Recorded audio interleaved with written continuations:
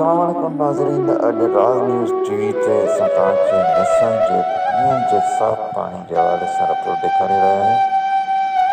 जीअं नाज़रीन गुज़िरियल 15 सालनि खां मिसण वासियुनि खे पीअण जो साफ़ पाणी मुयसरु न आहे।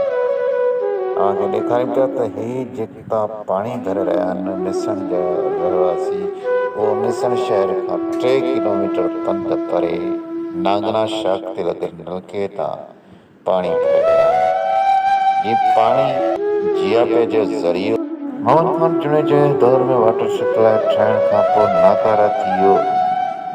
बेध्यानी सबबि हाणे हितां जा माण्हू हवाले सां तव्हांखे जेके हिते पाणी भरे रहिया आहिनि उन्हनि में कुझु दोस्तनि खां तव्हांखे पुछी ॿुधाईंदासीं त आख़िर ही उन पाणी जे हवाले सां छा था चवनि। ही ॾिसो केतिरा जेके माण्हू आया आहिनि पाणी भरण जे लाइ। हाणे तव्हांजी असां उन्हनि दोस्तनि सां ॻाल्हि कराईंदासीं, उहे तव्हांखे ॿुधाईंदा त आख़िर छाजे करे ही हिते पहुता आहिनि, छो आया आहिनि। पाणी अहम इशू आहे, जीअण जे लाइ अहम जुज़्व आहे। त चओ त हाणे तव्हांजी उन्हनि सां ॻाल्हि करायूं ऐं तव्हांखे ॾेखारियूं सही त हितां जो माण्हू केतिरो तकलीफ़ में आहे। ही ॾिसो केतिरा चिंची रक्षाउनि ते आया आहिनि, त के 10 गाॾियुनि ते, के मोटर साइकिलुनि ते, तक़रीबन सभु पाणी भरण हितां आया आहिनि। ही सभु टोटल मिसण वॾी शहर सां तालुक़ु रखनि था। तक़रीबन पाणी जो मसइलो जेको आहे यूसी मिसण जे समूरनि ॻोठनि सां आहे ऐं हिते कुझु शादियूं वलार ऐं गुड़गुनावली बिगारी जा रहवासी बि पाणी भरी था। अचो त ॻाल्हायूं छा था चओ।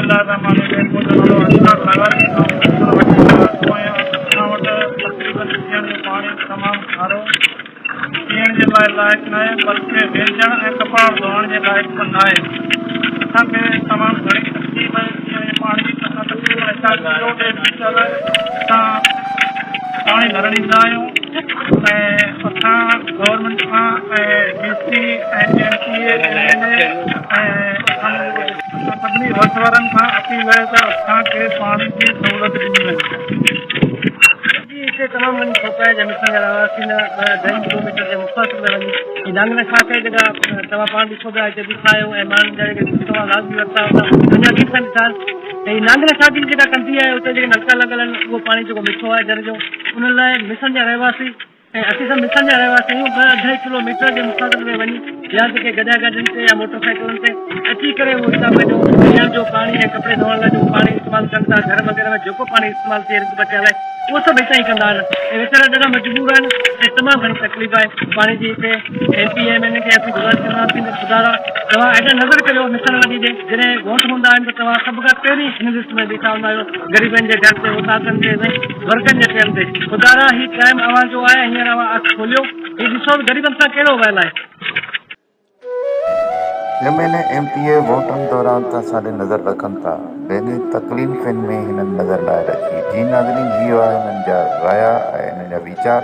तव्हां ॾेखारियो बेशक हक़ीक़त इहा आहे त हिते MLA ज़ुल्फ़िकार सत्तार बचाणी ऐं MP इमदाद कताफ़ी खे नज़र रखणु घुरिजे त ही रहवासी कहिड़े अज़ियत मां गुज़री रहिया आहिनि पाणी जे हवाले सां।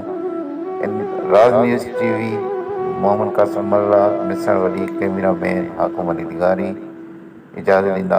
अल्लाह हाफ़िज़।